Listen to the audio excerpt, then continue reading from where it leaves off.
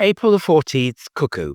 Today is Cuckoo Day, the day by tradition the cuckoo arrives, is heard and brings with it fine weather. Hence why Londoners in the past enjoyed cuckoo fairs to celebrate the event. A century ago, it was much more commonly heard and was recorded in all the central parks. Even in the 1940s, it was still breeding as centrally as Hampstead Heath. One theory for its demise is the loss of its host species it uses to rear its young. Dunnet, meadow pipit, and reed warbler were used the most, but also robin, pied wagtail, and whitethroat. Nowadays, cuckoos are not found in most of suburban London unless they are on passage, although their host species still are. Another theory says it became more difficult for them to watch their hosts prior to laying an egg, as they were now predated upon themselves by sparrowhawks. They have large territories, but seem to be parasitizing nests further and further out. They also seem to be heard more on the northern edge of London, with Essex doing best. This may be due to the numbers of reed warblers, which have now become their favoured hosts in our area. Cuckoos lay exceedingly small eggs, considering their size, and about 20 of them.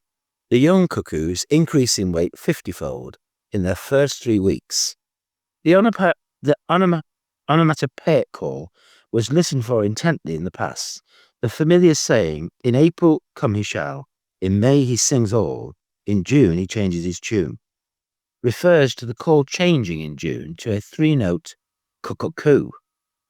The female answers with her distinctive bubbling trill. In Somerset, where the birds tend to be called cuckoo, it was traditional to turn the money in your pocket when you heard the call, ensuring it would increase during the forthcoming year.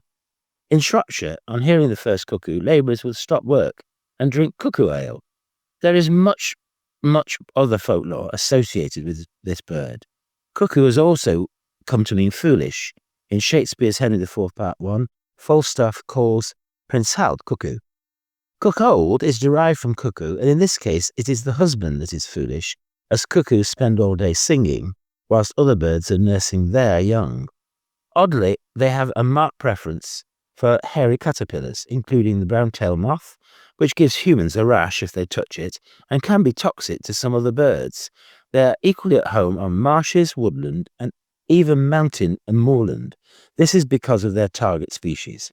Consequently, they are thought to have been happy enough in central London in the past due to the large numbers of some of their favourite foods, such as the caterpillars of oak eggers, oak leaf roller, and vapour moths, all of which could be found in large numbers on London's plain trees. Having arrived here usually just before Cuckoo Day, the adults return to Africa in July, and their young leave in August.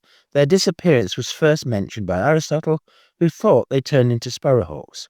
Other explanations for their disappearance were that they overwintered in caverns, hollow trees, or fairy hillocks.